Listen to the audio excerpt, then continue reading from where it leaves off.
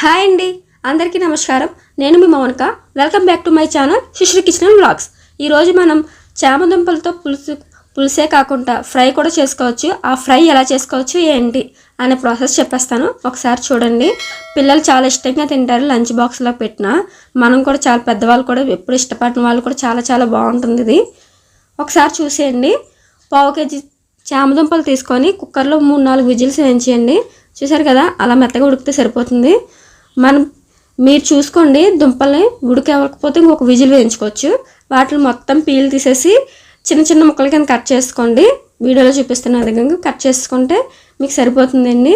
మీరు ఈ ఛానల్ చూడటం ఇదే ఫస్ట్ టైం అయితే లైక్ చేయండి, షేర్ చేయండి, సబ్స్క్రైబ్ చేసుకోవడం మర్చిపోకండి. స్టవ్ ఆన్ చేసి ప్యాన్ పెట్టేసి ఆయిల్ డీప్ ఫ్రైకి సరిపోయినట్టుగా ఆయిల్ కొంచెం వేయాలి. ఆయిల్ వేసి ఈ కట్ చేసిన పీసెస్ని కొన్ని యాడ్ చేసుకొని వేపాలండి. కలర్ మారేంత వరకు కూడా ఈ దుంపల్ని వేపేసుకొని పక్కన పెట్టుకోవాలి. వీటిని వేపడం ఏంటంటే మనం ఫ్రై చేస్తున్నాం కదా, చామదుంప యాక్చువల్లీ ఉడకపెట్టిన వెంటనే కూడా దురద వస్తుంది, నాలుక అంటారు కదా. అందుకని చెప్పి మనం ఇలా ఈ ఫ్రై చేస్తే దానికి ఉన్న మొత్తం అన్నీ పోయి మనకైతే ఏ ఎఫెక్ట్స్ ఉండవండి. ఫ్రై కూడా చాలా అంటే చాలా బాగుంటుంది. మనం పొటాటో ఎలా అయితే చేసుకొని తింటామో బంగాళదుంప టేస్ట్ దానికి ఏది తీసిపోదండి. చెప్పడానికి చామదుంపలు పులుసే కానీ ఫ్రైయే కానీ చాలా అంటే చాలా టేస్ట్ బాగుంటుంది. ఒకసారి ట్రై చేయండి. మొత్తం అవన్నీ వేపేసుకొని పక్కన పెట్టేసుకున్న తర్వాత అదే ప్యాన్లోకి కొంచెం ఆయిల్ ఉంచుకొని కొంచెం జీలకర్ర, కొంచెం కరివేపాకు, 4-5 పచ్చిమిర్చి వేసేసుకొని ఒకసారి మొత్తం కలిపేసుకుంటే కొంచెం ఇంగువ కూడా వేసుకొని మీ టేస్ట్ తగ్గట్టుగా, మీకు నచ్చకపోతే ఇంగువని స్కిప్ చేసేవచ్చు. అదే ఒక ఉల్లిపాయని సన్నగా పొడవుగా కట్ చేసుకొని చిన్న చిన్న ముక్కల కింద కట్ చేసుకోండి. వాటిని మళ్ళీ వేసేసుకొని వేపాలి.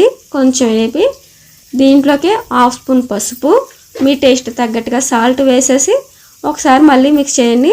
1 స్పూన్ గరం మసాలా వేయండి. మీ ఇంట్లో ఏదైతే వాడతారో ఆ గరం మసాలా సరిపోతుంది. 1/2 స్పూన్ కారం, ఎక్కువ కారం అయితే వద్దు, మీ కారానికి తగ్గట్టుగా మీ టేస్ట్ తగ్గట్టుగానే ఉప్పు కారం అడ్జస్ట్ చేసుకోండి. 1/2 స్పూన్ కారం వేసుకుంటే సరిపోతుంది. ఇంతేనండి, చాలా అంటే చాలా ఈజీగా అయిపోతుంది. ఒకసారి ట్రై చేయండి. లంచ్ బాక్స్లకి ఏ హడావిడి లేకుండా చాలా సులువుగా అయిపోతుంది. అదిగోండి, మనకు ఆనియన్ అయితే వేగింది.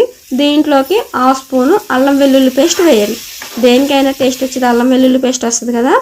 దీంట్లో కూడా కొంచెం వేసుకొని ఒకసారి వేపేసి పచ్చివాసన పోయేంత వరకు కూడా వేపేసి ఇప్పుడు మనం ఇందాక వేపుకున్నాం కదండి చామదుంపలు, అవి యాడ్ చేసేసుకొని మొత్తం కలిపేసుకోవడమేనండి.